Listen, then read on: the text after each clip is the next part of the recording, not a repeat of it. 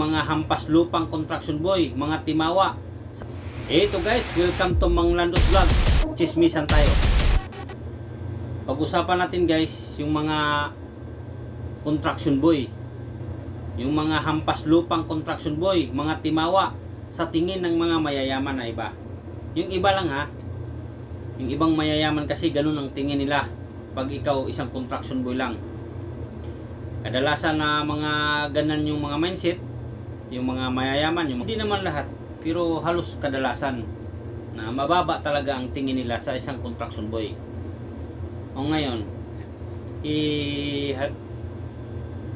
halimbawa lang na walang construction boy, lahat mayayaman, lahat mga big time. Paano na kaya ang mundo? Paano tayo mamumuhay? Paano na yung mga may-ari ng malls? Yung mga bilyonaryo dyan, trilyonaryo dyan. Paano nila gagawin yung mall nila kung walang construction boy? Doon na lang sa tirahan. Anong tirahan nila? Natin. Lahat kung walang construction boy. Diba? Imagine kung walang construction boy. Lahat ng nakikita mo sa paligid mo, halos lahat gawa ng mga construction boy. Yung mga gusali, halos kadalasan. O ngayon, paano na kung walang construction boy? Yan ang ating pagchichismisan. Na kahit ganun lang ang trabaho nila, napakalaking ambag nila sa Pilipinas, sa buong mundo. Super napakalaking ambag. Kasi sila yung mga gumagawa. Paano na kung lahat mayayaman? Magmamasa ba ng simento yon?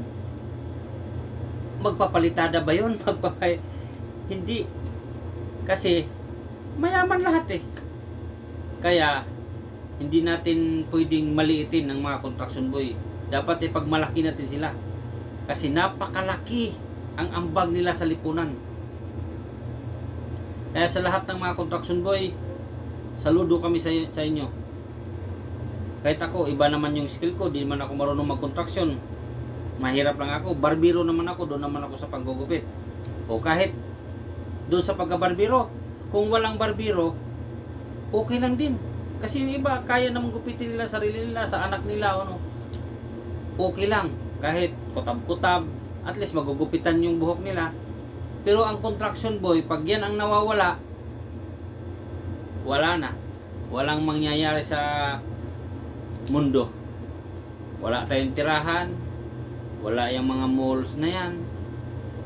Napakalaking yung construction boy, ambag sa ating lipunan. Kaya hindi natin mamaliitin. Kasi minsan mag-uusap yung iba. Ayun na naman, lalo pag may mga away-away, makikita sa mga social media. Tapos ganyan talaga mga construction boy. Pagka parang minamaliit lang. Kunting trabaho, pag uwi, inom. Wala na tayo doon. Kasi kasiyahan nila yun eh. Tsaka yung alikabok daw ng simento, dapat daw, sabi ng mga construction boy ha, pagka puno na yung alikabok yung para hindi papasok sa baga, para hindi babara yung lalamunan nila, iinom sila ng alak. Hindi naman lahat ng construction boy uminom.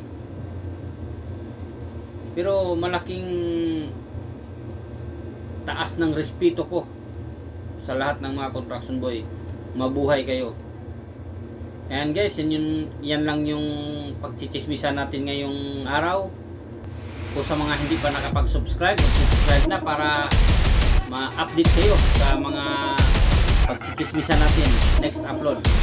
Ang inyong chismoso ng bayan, Mang Landos Vlog. Thank you.